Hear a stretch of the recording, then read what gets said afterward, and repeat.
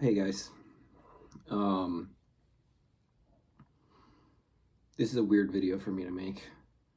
Um, I don't really even know why I'm making it, to be honest. Um, I'll get to the point. I'm gonna be dead tonight. Um, it's over. I ran out of time.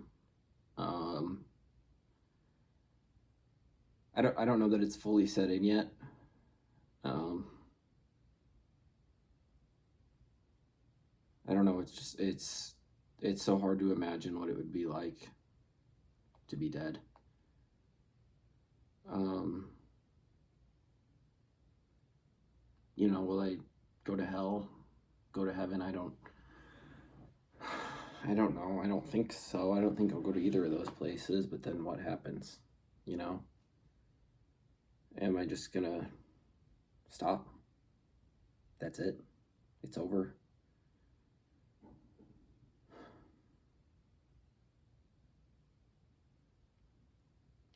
It's weird because this is something that every single person deals with at some point in their life. You know?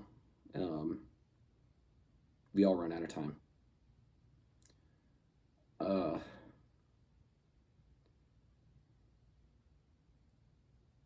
to think that they used to just like let people live until they were 80 or 90.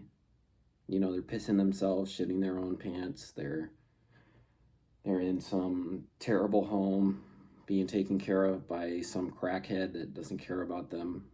Their family doesn't visit them. They don't remember what they had for breakfast in the morning. The fact we used to do that is crazy to me. But I'm kind of preaching to the choir here. You guys know.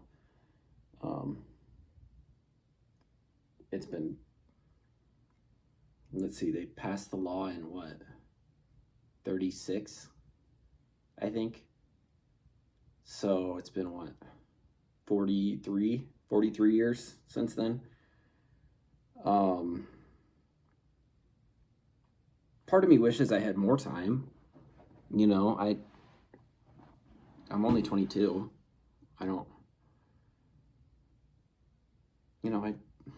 Why couldn't it have been at 30? But then I think of people like Paul. He only had to leave us 12. We were still in middle school. And that's just the way it is now. We serve our purpose, and once we've done that, we're not worth the resources anymore. There's 14 billion people on the planet.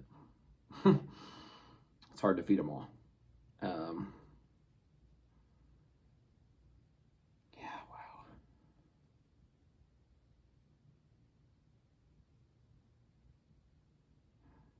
To think that there's going to be people at my funeral in 3 days. My funeral's supposed to be next Monday. How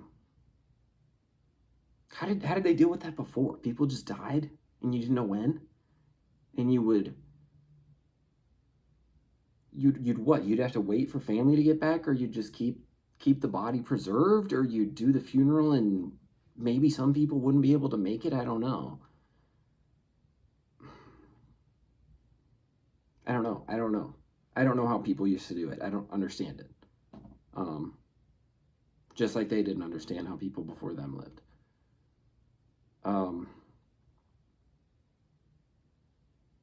Yeah.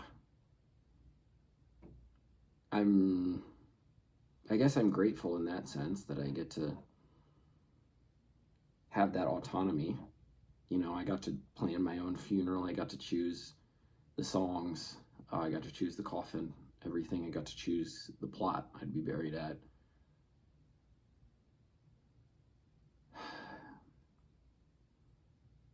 But in 2.5 hours, I got to make the drive to the clinic, and They're going to put me to sleep. I've seen it happen, you know. It happened to my mom, my dad, my sister, my grandparents. I didn't really know them. You know, they were cold before I really knew what was going on. You know, that was back when they could afford to keep you around until you were 40 or 50, you know, maybe even 60 if you were lucky. There were only 10 billion people or something at that point. I don't know.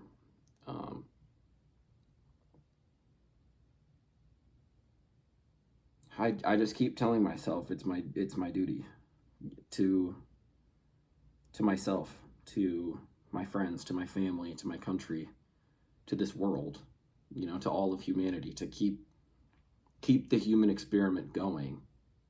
I have to sacrifice myself, like so many people have sacrificed themselves before me. Yeah, it's surreal. Tomorrow I'll be dead, and on Monday I'll be in the ground, and that'll be it.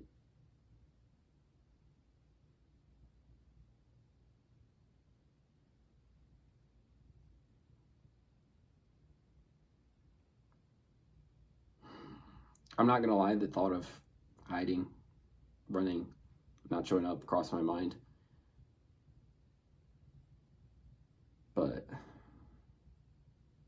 the things that they do to the people who try to get out of it.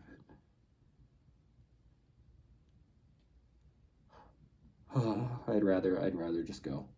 I'd rather just go, make it quick, painless,